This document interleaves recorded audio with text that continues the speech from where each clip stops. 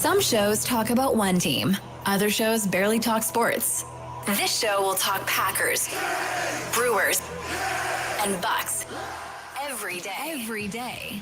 It's Wisconsin Sports Daily with Steve Sparky Fifer, served up by Wendy's on 1250 AM and 105.7 FM The Fan. Download the Wendy's app today.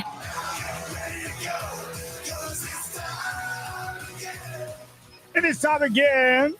Sparky with you, Charlie using over there as we broadcast live from the 1250 AM and 105.7 FM The Fan Studios, powered by the Potawatomi Sportsbook. At the Potawatomi Sportsbook last night, doing some trivia throughout the Monday night game through halftime, and gave away a bunch of cool stuff. Gave away a jersey, gave away some signed cards of Mason Crosby.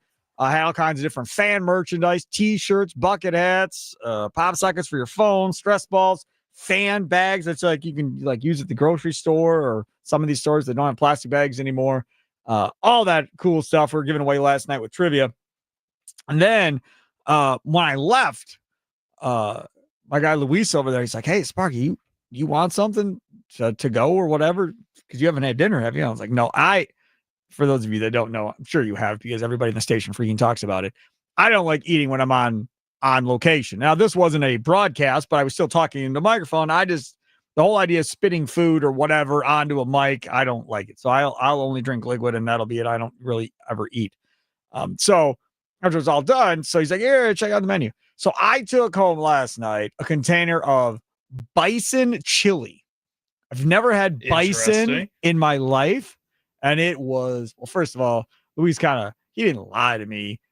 What I realized, everybody has a different level of spice that they can handle. So I asked Luis, I was like, "Is this spicy?" No, it's not spicy, Sparky. Okay. So I get home last night, Charlie, I start eating this, right? And I realized quickly that this is too spicy for me, as far as I'm going to need something to help me with the spice, right? And for him, it's probably not spicy, but for me, it was. So I was like, "Oh man," we were watching the show. I paused it. I was like, "Okay, I need milk and bread and butter right now." So like I went in the refrigerator, got a glass of milk, had some Italian bread as well, buttered some Italian bread, couple of slices, got me a glass of milk. And I was like, "Okay, now we can get through this." I think I ended up having 2 full glasses of milk with this bison chili. Never had bison in my life. It was, I'm telling you, delicious. And then I was talking to my buddy, and he still goes over to Robert Specialty Meats. My guy Paul Roberts, man, ribs on a stick, all that stuff over there is amazing. And I want to try the bison chili now. Right. Well, I was talking to my buddy, and he was like, apparently our friend over at Roberts has bison ground up meat that you can get, and he's been making bison chili already. Never told me he was making bison chili. The dude's never offered to make me any bison chili. None of that. Well, maybe because you think it's too spicy. Pato, now he's like, "Oh, yeah, Roberts has bison ground up meat. Go over to Robert's Specialty Meats and get it." I was like, "Dog, you couldn't have said something like, 'Hey, I make this." Maybe he thought you couldn't handle it. Probably. Because I'm not. Like, he makes buffalo wings that are really good, and I love them, and I'll eat them up. But I'm definitely drinking liquid as I'm going. He'll eat them without anything. Like, "Oh, these are so good." I can't do that. I have to have something to squash the spice a little bit. I want to like test you now, see like how spicy is too spicy for you. I'll give you an example. Like those Nashville like wings or whatever, Nashville hot wings. I love the taste and I'll eat them, but I will pay for it in spades later. Not sitting on that toilet. It is a bad deal. Like my stomach will feel like it's on fire. Like my body is not cut to handle super spicy food. I love eating it, and I'll still eat it knowing I'm going to pay for it later. Mm-hmm. But my body just is, it's not made for it. No, not whatsoever. What is it? What does he want? I mean, he wanted to talk Packers a little bit. I just got distracted talking about. Okay, fine. All right. Well, let's get to the Packers. I'm glad Terrell is here to rein us in and get us back on track here with our update. It's time for your green and gold update on Wisconsin Sports Daily, powered by the Potawatomi Sportsbook on 1250 AM and 105.7 FM The Fan with Steve Sparky Fifer. All right, time for our green and gold update. And our guy, Trell, is on hold and wants to get in on some Packers conversation here using the Nicolay Law Fan Talk and Text line. Always open for you as well, 414-677-1250. Trell on the north side. What's up, man? Hey, what's going on, Sparky? You tell me. Hey, so I guess we're going to talk about, do we still consider the Packers a contender or whatever, something like that? Yeah, we're going to talk about the power rankings, and the question's going to be, do you still view the Packers as a top 3 team in the NFL? Because based on the power rankings Charlie was looking at earlier today, it does not appear many people do. They have them like 5, 6, somewhere in that area now. Yeah. I mean, honestly, I think they are. And I may be speaking because I'm a homer too, and I get it.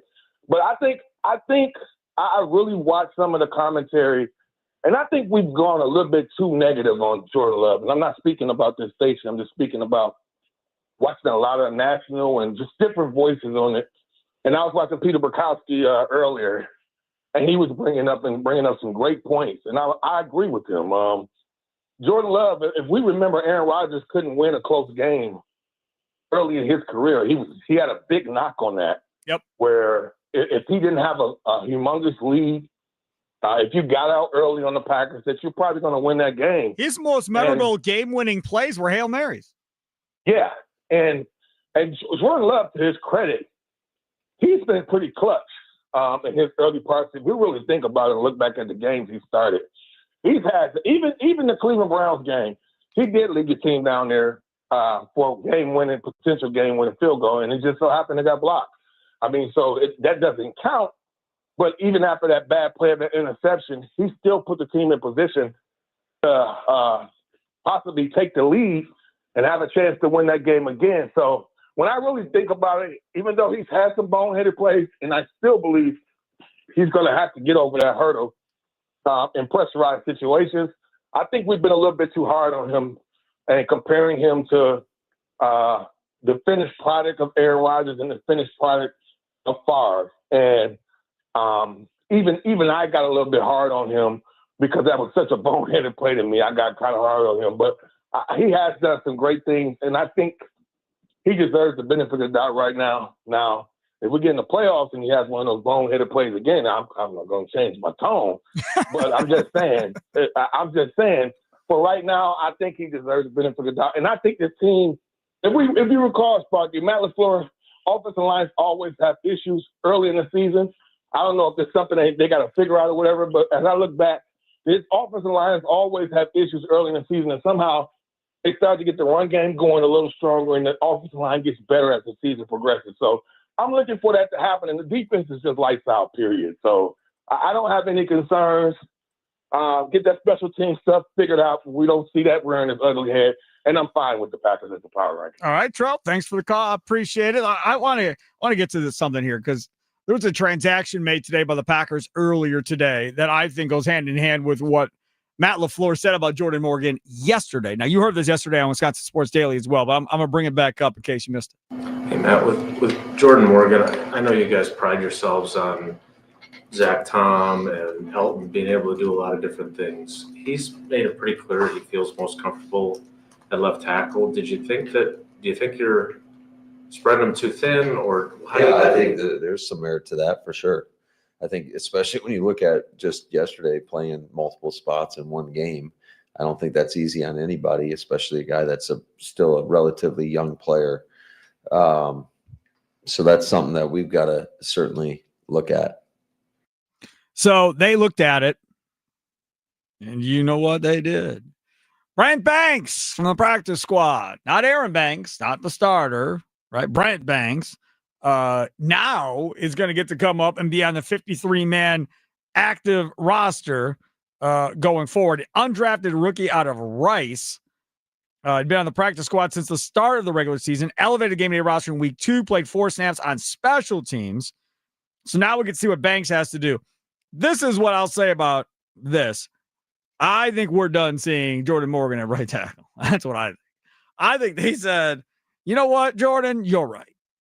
You at right tackle is not a match. We're not going to do this to you again. So Brent Banks is going to be the one that's going to go out there and play if we need to go in that direction. I think that's what they've decided. Now, will they decide that he's not a guard either? Because if you talk to the people that watch the film, they don't seem to think he's very good at guard either. So the only position it appears that this man can play, maybe, we have to see, is left tackle. Now, in training camp and so forth, he didn't look horrible at left tackle. He looked better at left tackle than he did at right tackle. I'll tell you that much from what we just saw. Again, preseason, so it's not the same intensity level and all of that. And you're not facing the Cleveland Browns defensive line either in what they present as an issue. But it may be the smartest thing they've done so far this year if they finally give up on this idea of rotating him across, even if it means bringing up, again, another inexperienced player, youngest team in the league. This is what you get forced into doing. And putting him out there on an island, possibly him and Belton, and seeing who plays right tackle. But that appears to be what they're going to do. Or maybe just give him time to practice a little bit. I think at this point, I don't have very much faith in Jordan Morgan on this offensive line. Each game that we are sitting here and he's constantly being moved around, they can't find a spot for him. He struggles a little bit. I lose faith in that. But at the same time, you have to give him the opportunity to try and figure it out. And if I'm being completely honest, it's not even really about Jordan Morgan in this situation. What was the point of trading for Darian Kennard if you're just going to go and give Brant Banks this opportunity? What was the point of drafting Anthony Belton as high as you did if you're just going to go and give Brant Banks this opportunity? I mean, you have to, at one point here, just stick with something. Have some kind of consistency on this offensive line. And whether or not it works out after 1 week, you have to continue and see if that can gel a little bit. If you're going to put Jordan Morgan at right tackle, put him at right tackle and see how he grows there instead of freaking out the moment that he doesn't work out because you didn't give him an opportunity to grow. And as was pointed out yesterday, he was not there at any point in training camp. He got no reps, as far as we know, at right tackle in training camp either. So not only are you putting him in a position that he's not comfortable with, according to him, he's comfortable at left tackle, but now you're putting him in a position where he had no reps prior to probably leading up to that week, and then asking him to go out there. And again, yes, he was getting beat, but the other issue more was false starts. Now you tell me, you're the same distance away from the quarterback at right tackle as you are at left tackle. So it's not I'm farther away, I can't hear him thing.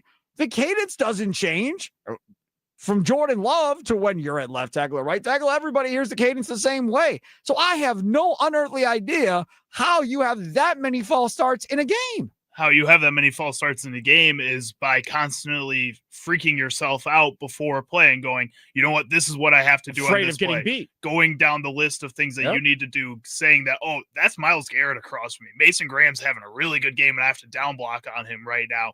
And then at the same time, Jordan Love is then going through his snap count, and you're like, oh, shoot, I have to start going. And now you're just mixing all these things together and trying to anticipate what Jordan Love is going to call or what he's going to say in any given moment so that you don't distract yourself with that when you're trying to think about what you have to do in any certain play. I mean, it is a tough task to be in that position, and you are going to have false start penalties with young players that aren't ready to be put in that position.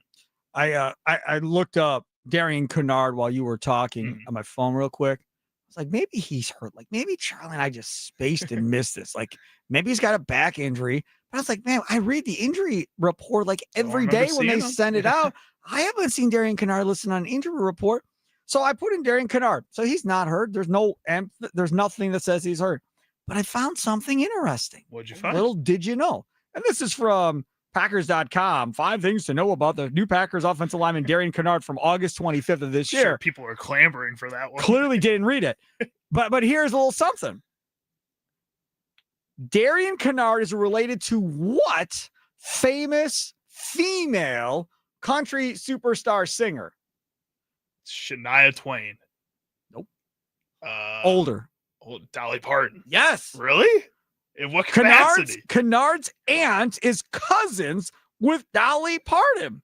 Kennard told reporters that he has never met her. Oh, well, that's a missed opportunity. You're in the NFL now. That should be a lot easier to go meet her, too. And your family? Come on. Go to Dollywood, man. Right.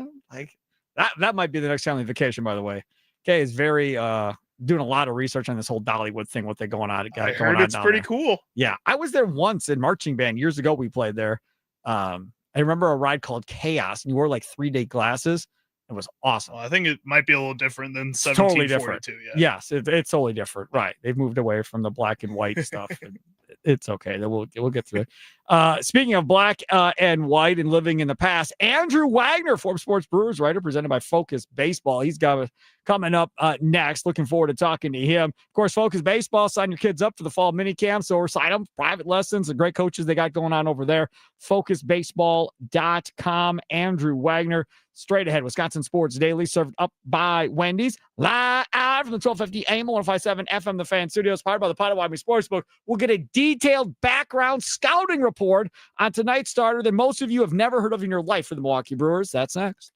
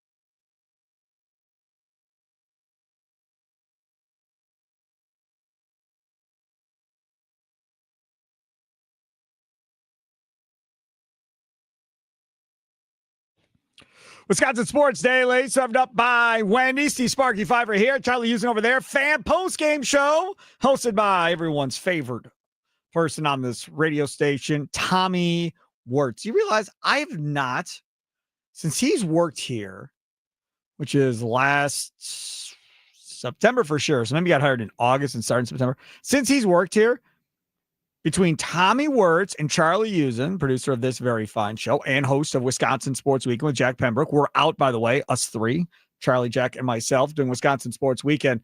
The Napa Auto Car Care Fair coming up on Saturday from 9 to 11 right over here. The Napa Auto Parts Store on Highway 100 in Layton Avenue. Stop over. They got hot dogs. First 50 people, I think, get free oil changes, chances to win all kinds of prizes, including hand-cooked tires and stuff. So come hang out with us 9 to 11, the Napa Auto Parts Store right there, Highway 100 in Layton for the Car Care Fair. Looking forward to that. But between Charlie and between Tommy Wirtz, in the year that they've both been here, well, Charlie's been here, what? A year and a half. I've never heard anybody say a bad word about either one of you two cats. Like, I've never heard anybody say, I can't stand Tommy on there, or man, that Tommy's a jerk, or man, that Tommy, he blew me off on remote, or Charlie, my God, I had to deal with him at the bar. What a jerk he is to deal with. Or man, that Charlie annoys me. No, I've not heard any of that stuff about any of y'all. Very, very happy about that because you guys are the best. It doesn't pay to be a jerk. Does Unless not. it's to you. Then it's pretty funny. It does not. Now, our next guest, he may disagree about it paying to be a jerk. We'll ask him next. What's the latest on the crew?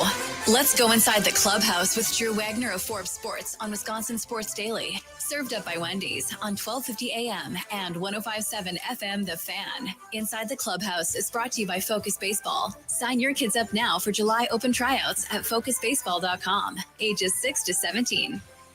That has been outdated for so long, and I still can't figure out how to get it right. I think the cart's broke.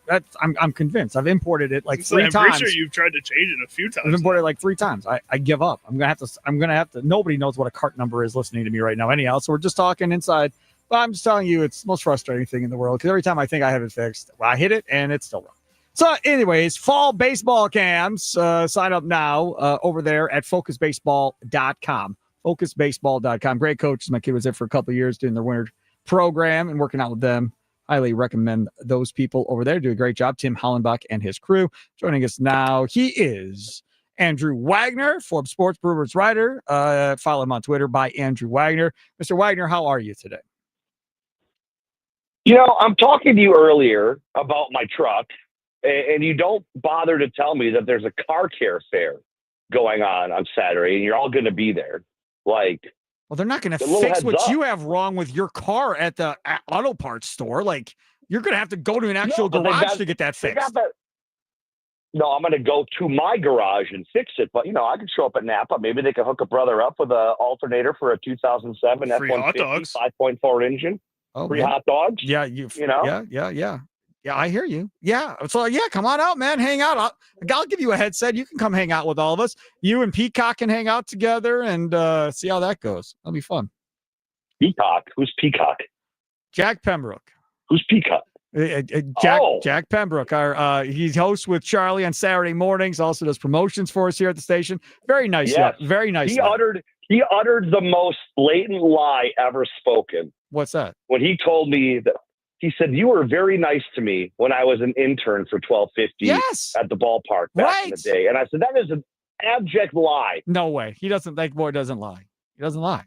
He doesn't lie. I've never been nice to an intern in my life. I've never been nice to anybody in my life. Two things. One, you were nicer when you were younger. And two, you're old, so you don't remember much anymore like me. It's okay, though. We'll get That's through fair. it. We'll get through it together. You know what I'd like to forget? Watching Roberto Ortiz last night. If my memory could erase that, that'd be great. But I mean, this was kind of cool here. Ground ball towards short. Iglesias coming home. The throw is going to be late. He's safe. Sal Frelick reaches. That was a heck of an effort by Iglesias. I'm sick of him personally. That highly courtesy of FanDuel Sports Network. I swear to God, that dude always does something, usually with the bat against the Milwaukee Brewers. Yeah, he really is one of those like career Brewer killers, isn't he? Yes. Every single time, man. It's uncanny how like some dude, because let's face it, baseball teams change from year to year to year. Pitchers change, whatever, especially with the Brewers who have a lot of turnover.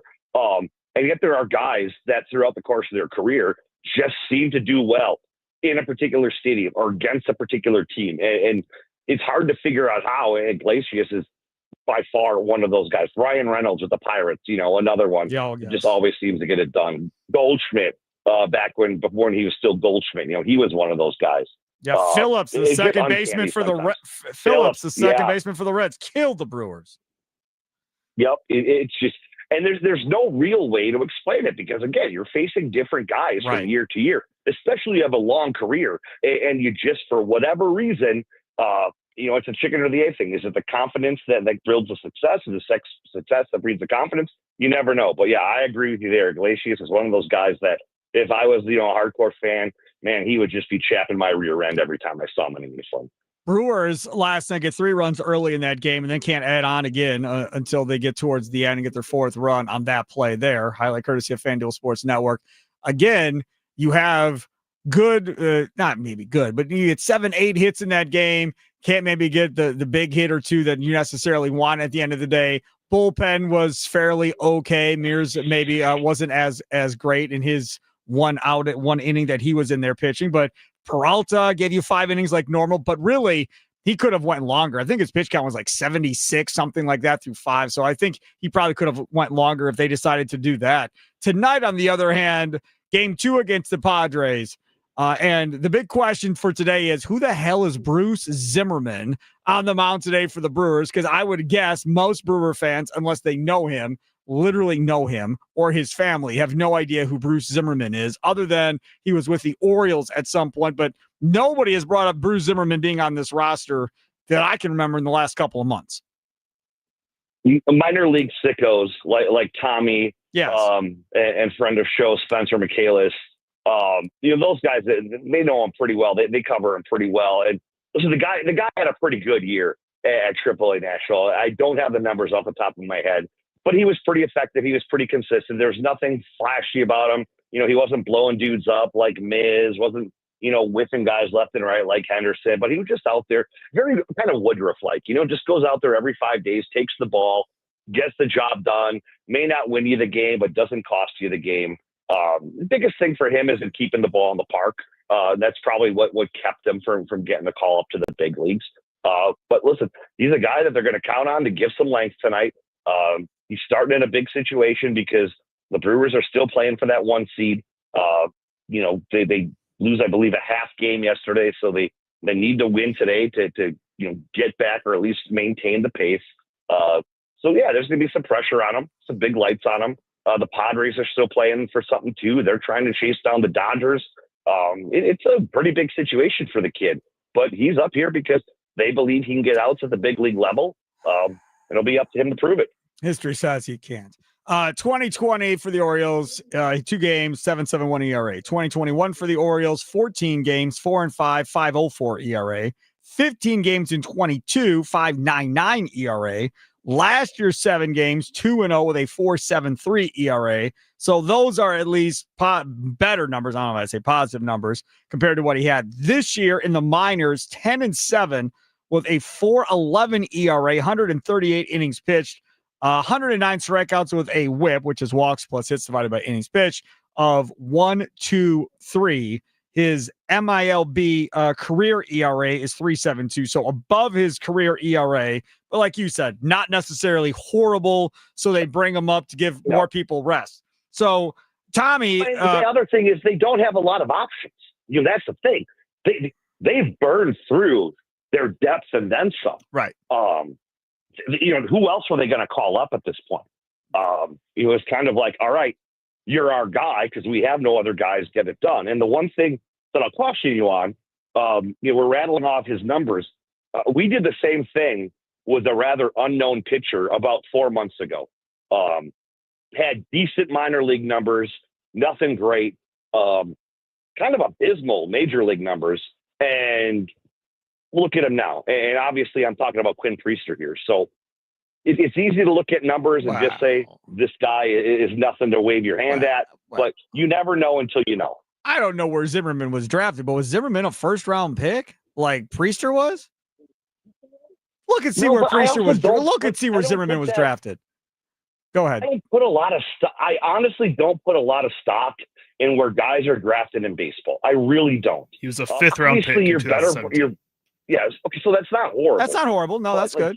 Yeah. We also know that, like, you can draft the guy, you can pluck a guy in the 22nd round, and he could turn into an ace. Yes. It all depends on how they respond to develop. So yeah, I hear that a lot about, well, this guy's a former first round. Yeah, okay, but baseball doesn't do their draft the way a lot of teams do. So yeah, I'm not saying the guy's going to go out and be a world beater. I'm just saying let's not get too carried away with past numbers.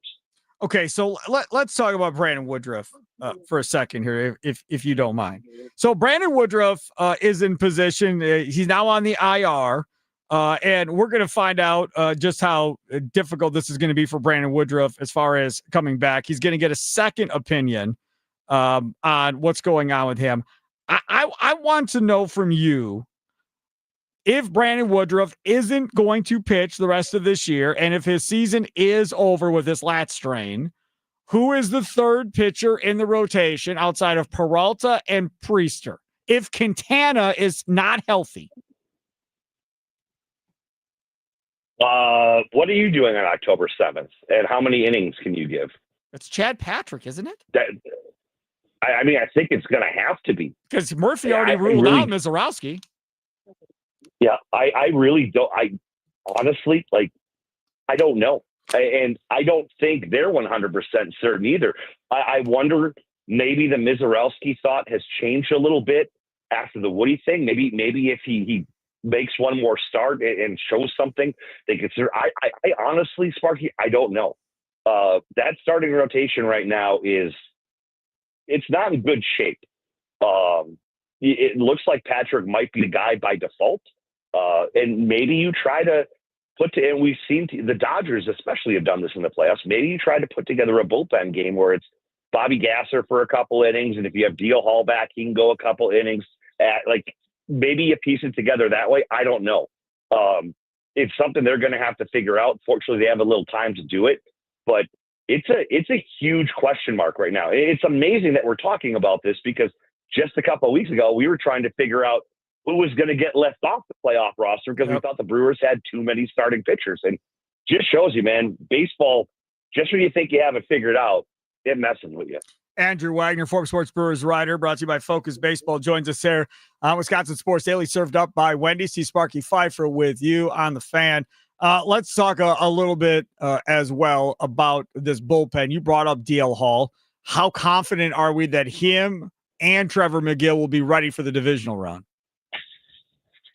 Right now, it's hard to say. In fact, we should be getting an update, a medical update, sometime before the game. We usually get the Brewers medical roundup on Tuesdays before the game. So once I get that from the Brewers, I'll be sure to pass that along. I haven't heard much in terms of updates on him. I know that he's been progressing slowly but steadily. They're still hopeful that they can have him back for the playoffs. Whether or not they get him in a game before the end of the season, which is what I think they want to do, remains to be seen. But right now, honestly, I don't know. And then as for McGill, he's supposed to throw a bullpen session, I want to say tomorrow. And if that goes well, he would throw a live on Friday. And if that goes well, they would pitch him on Sunday in a regular game. That was the plan that we heard last week. I want to talk about Andrew Vaughn, if you don't mind, because I've been looking at his numbers the last couple of nights while I've been watching the game. What I like to do is, and maybe it's weird, but I always like looking at guys' game logs to see how they're doing for the month and so forth. And when Andrew Vaughn got here to the Milwaukee Brewers and had that huge July, right? Hit 365, 426 on base, 731 slugging. Just amazing for Andrew Vaughn. And then, the people in Chicago are like, it's not real. It's never going to last. August comes. He hits 250, 320 on base, 375 slugging. Not good, right? Here we are in September. If you look at his numbers in September, do you realize Andrew Vaughn has had one game the entire month where he's had three or more at-bats where he did not get a hit One. That's it. And that was against the Cardinals on Sunday. That was the only game. Andrew Vaughn is hitting .432 this month, .481 on base with a .568 slugging percentage. This dude is red hot. And if we get into the playoffs, it goes on. Go ahead. It kind of goes under the radar because he's not hitting the big home runs like we were used to when he first came up. He's still hitting them, but this is a thing about, and I talk about this on the show with Tommy every day on the leadoff show, 1 hour before first pitch. You can hear it tonight at 7:30. Good job. Tune in, be there. Yeah, I'm learning. You're doing a great job. Yeah, the whole thing about baseball is, and I hate to use a term used by this man because, as you know, I do not like Pat Murphy's predecessor. But baseball's a cat and mouse game is the way that guy always described it. And it's true because you come in and you have an advantage, right? Whether it's a pitcher, the hitters don't have a book on you yet. You keep them out there and do all these things. Then the hitters can catch up to you. Or if you're a hitter, like pitchers don't know what your weaknesses are yet. You can take advantage of. Eventually the book comes out and then pitchers adjust to hitters. Hitters adjust to pitchers. The key is, can you adjust to the adjustments? And I think that's what we're seeing from Andrew Vaughn. He came up here and so there was a little bit of tape on him from a time with the White Sox, but he wasn't very good. He learned some different things in his short time in the Brewers organization at Nashville. He came up, he took advantage of it. Pitchers started to get a book. Scouts started to get a book on him. The word was out. Here's how you get Andrew Vaughn out. All right, that's your August. Andrew Vaughn, credit to him, and this is the sign of a good ball player, he recognized how pitchers were approaching him differently and adjusted to that and said, okay, you know what? They're not giving me pitches that I can bury over the wall anymore. They're not serving me up meatballs. They're not giving me damaged pitches. But they are giving me stuff that I can slap into the gaps and make them chase down. I can use my speed. I can get on base. I can get credit to him for adjusting to the adjustments. It may not be the flashy power that everyone loves to see, but what he's been doing this month, that's the sign of a ball player that gets it. So there is no chance he's sitting in the divisional round for a game, right? He's going to play every day one way or the other, we think? I think so. I mean, listen, you and I have both seen Reese. I think Reese is going to be available off the bench. And we were actually talking in St. Louis, there's maybe a chance that he's not on the playoff roster. With the way that Jake Bauers has been playing, it's tough. You don't want to do that with a veteran guy, but I think at the same time, Reese is a veteran guy and understands it. But it's looking more and more like it. Now, that said, you can do things in the playoff roster you can't do in the regular season. You can adjust and manipulate a little bit more and kind of stack it in certain ways depending on your opponent. Like maybe there's a way if you're facing a team that's got a whole ton of lefties, you might go in and maybe put a Hoskins on there. I don't know. But right now it's looking like Andrew Vaughn's your guy. Vaughn's got to play every day, man. He's just too hot. You can't sit him at this point. Mr. Wagner, thank you so much. Andrew Wagner, Forbes Sports Brewers writer, brought to you by Focus Baseball. Follow him on Twitter at @ByAndrewWagner. I appreciate it, and we'll talk down the line. We're here at Andrew Wagner tonight, like he said, 7:30 leadoff show, part of the Potawatomi Sportsbook with Tommy Wirtz. Thank you, sir. Tell Napa to expect my call. Say what? What did you say? Napa? So tell Napa tell them to expect my call. Yeah, I got you. All right, sounds good. He'll be there. Maybe we'll find out. Wisconsin Sports Weekend, again, up here at the Napa Auto Parts store on Saturday from 9 to 11. Peacock, Jack Pembroke, Charlie Hughes, and myself will be out there broadcasting from 9 to 11. First 50 cars, I believe it is, right? Free oil changes, giving away all kinds of raffle things, including a set of hand-cooked tires. Got some free hot dogs and stuff going on, too. So make sure to check it out. Napa Auto Car Care Fair going on this Saturday. Come on up, meet Charlie Hughes. Everybody keeps asking every time I'm somewhere, Charlie here? Which one's Charlie? Where's Charlie? Okay, well, here's your chance. You come meet Charlie. So you better come out. 9 to 11, Highway 100 in Layton Avenue. What is that? Greenfield. If nobody shows up, I'm going to think you're a liar, Sparky. So you guys got to defend Sparky's honor here. That's on you guys. That is not going to get them to come out by you saying they have to defend my honor. They do not care about my honor. I promise you. I think they'd probably prefer if I called you out for being a liar. That's more fun. Hey, did you know that any youth sports player can score a free small Frosty anytime they visit Wendy's in their sports uniform? I feel like a lot of people do not know this, if we're being honest, because literally every practice, every game, if your kid has a jersey on, regardless of what the sport is, you can go over to Wendy's as long as they have their jersey on and get yourself a free Frosty after practice or with your team after a game. Who doesn't love a Frosty? I was trying to get this done last year and I couldn't seem to get it done. So this is day 2 of our new lineup. So maybe we got new listeners. Maybe we can get it done. I want a team to go into a Wendy's as a team. All of the kids walk up to the counter together and ask for their free small Frosty since they're wearing their jersey. I want somebody to take a picture from behind of this happening because I want to see the look on the person's face working at Wendy's when they get flooded with a, 10, 15, 20, however. Imagine it was a high school football team that walked in there to do that. That would be amazing. Do you know how bad that place would smell if an entire high school football team walked in there, man? Yeah, right. Oh my God. I've been in some locker rooms and you get desensitized to that smell pretty fast. How bad it is. Everybody in Wendy's eating would be not desensitized to that said smell. Well, that would get people to come after you. Come on, see you, Sparky. There you go. Things we missed on today's show coming up next. Wisconsin Sports Daily, served up by Wendy's, live from the 1250 AM and 105.7 FM, the Fan Studios, powered by the Potawatomi Sportsbook. Sparky here.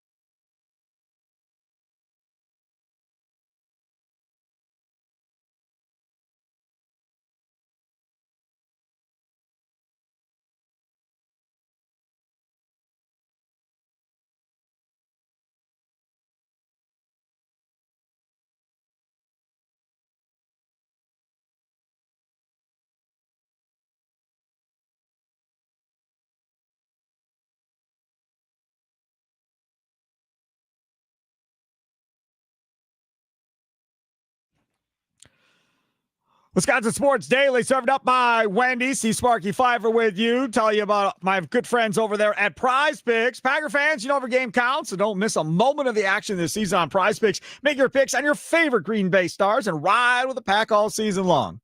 I'll try again this week with Jordan Love. Sunday night game. We'll see how this goes. I feel good with Jordan Love, and Dallas is horrible. So I think I'm going to roll Jordan Love. We'll officially do this on Friday, me and Charlie, but I like Jordan Love. I feel like Josh Jacobs is due for a breakout game running for 100 yards or something like that, because that's been the talk since his last game against Cleveland. I feel like I'm going to get on the Green Bay train here on Prize Picks coming up on Friday, Charlie. That's what I'm feeling. And we'll each take two, and we'll see which two you take. We could go less on some Cowboys, too, if we're feeling like that. We could go less. Defense is going to be a little angry with Micah Parsons. Yeah, we could go less with Dallas for sure. Prize Picks, simple to play. Just pick more or less on 2 to 6 player stat projections. If you get your picks right, you could cash in. Now, it's not that difficult, even though it seems difficult, because we like to play the flex play because we don't get all of them right all the time. Now, flex play, you have to check before you submit, right? Because it gives you less payouts, but still good payouts, which means you can still cash out if your lineup isn't perfect. You can double your money even if one of your picks doesn't hit. Download the Prize Picks app today. Use code SPARKY, SPARKY, to get $50 in lineups after you play your first $5 lineup. That's code SPARKY, SPARKY, to get $50 in lineups after you play your first $5 lineup. Prize Picks, it's good to be right. Must be present in certain states. Visit prizepicks.com for details. Only got a few minutes left here. Then it's a fan post-game show brought to you by our fine folks known as Tommy Wirtz. He is the host of the show. It's like Tommy's takes on all of the different elements today. I was listening yesterday, Charlie. I don't know if you had a chance to listen, because I was intrigued. I was like, all right, so what's he going to do with this? What's it going to sound like, whatever else? Do you know what this should be called? What's that? Tommy harass all the hosts on the station for an hour. Like, I'm going to take my pot shot on that cat. I'm going to go after that dude. I'm going to go after that dude. He literally, you know what he was doing? He was acting like I was playing Matt LaFleur. Like how I pause it. Blah, blah, blah, blah, blah, blah. Okay, continue on. Pause it. Blah, blah, blah, blah, blah, blah, blah. Oh, man. Tommy was going in, man. He was going in. He deserves it. Tommy's vent sesh. Oh, it was. That's kind of what it was. I think that's what it should be. I could be wrong. Tommy's here, but I could be wrong. Like, I don't think in the hour I ever heard Tommy say, man, what a great take there by Josh Albrecht. Man, that was stellar. That's why you listen to that show. It was so good of a take there by Josh Albrecht. He handpicked out all the stuff he hated and then went in on all of us at the same time. That's what he even went in on me, and the show literally just ended, and he figured out a way to get audio to go in on me too at the end. I'm glad I get to pick some of the things that we get for our show, because I'm never going to pick anything where I talk Brewers, because I know he'll be able to get in on me on that. Yes. And I'm going to make sure to pick things that make him so angry about you. I'm telling you right now, the show's amazing though, because he plays several 2, 3, 4 minute segments from different shows. So you get an idea of what they are. Then if you like it and like, I want to hear more of what that was about because Tommy cut him off. All you got to do is go back on your Odyssey app or go watch on YouTube. And you can go back, listen to the interview in its entirety, or if there's a segment going back and forth, because he'll take stuff from segments too, not just interviews. You can go back and listen to that segment in its entirety. But again, going back on your Odyssey app, AUDACY. As we get closer here, and we have the leadoff show, part of the Pod Wyoming Sportsbook, Tommy Wirtz hangs out, does that too, 7:30 to 8:30. We've talked about this before. I don't think the Brewers really care about what seed they get. I don't. I don't think it matters to them. It's a 1. I don't care if it's a 2. All they cared about was getting this bye and having some time off during the wild card to kind of reset, recharge the batteries, refocus. I don't think they care what seed it is. I don't think they're looking to try to play somebody or aiming it up and eyeing it up. Because, sometimes in some sports, a team will just kind of back off in the last game because they know they don't want to play a certain team, but if they lose, they'll play the other team. NBA happens all the time. That happens. I don't think the Brewers care who they play at this point. They just want to get the bye. They don't care which side they're on. I mean, the Brewers have shown at any given point in the season, they can basically beat anybody. So I don't really think that at this point, there's that much strategy going into the Brewers game plan. And it hasn't really been that. It's just play your game, play your style of ball, and you can beat anybody as long as you're playing your game. Correct. And I think that is something that we'll see break out here. I do like some of what they've been doing with the lineup. I don't think I'm a big Yelich fan leading off, if we're being honest. We've seen this before with Yelich, but the last time we really saw it with Yelich, he was a slap hitter. right now he's got some pop. Like, to me, I'm old school. You've got power. I want you in the middle of the lineup driving runs in. I think I'd rather prefer Frelick as a leadoff hitter. That's where I'm at. Let me have Frelick in the leadoff position. Let Terang back lower down in the lineup with Yelich, with Contreras, with Vaughn, with the rest of these cats, and let Frelick and that speed be that leadoff hitter. I don't know what Pat Murphy's plan is for the playoffs and how this is going to change, but I don't think I want Yelich leading off. I don't think I want Yelich leading off either. I really like Bryce Turang in the leadoff spot, man. I will never get over that. He's been successful there. I think it just works well. And I think especially for the playoffs, that's going to be one of those things where it just gives this team so much energy in a certain playoff game, kind of like a Pete Alonso home run in the playoffs there. Yeah, that's a good point. One other thing that we missed, we didn't get to on today's show, not local related, but interesting nonetheless. Giants bench former Badger quarterback Russell Wilson. Jackson Dart to get that job. Let me help you. Brian Dable's trying to save his job. Joe Shane is trying to save his job. So they need to either win, which they weren't going to do with Russell Wilson, or lose, but show that they have the future quarterback. If they do that, then I think all is well and they get to keep their jobs going forward.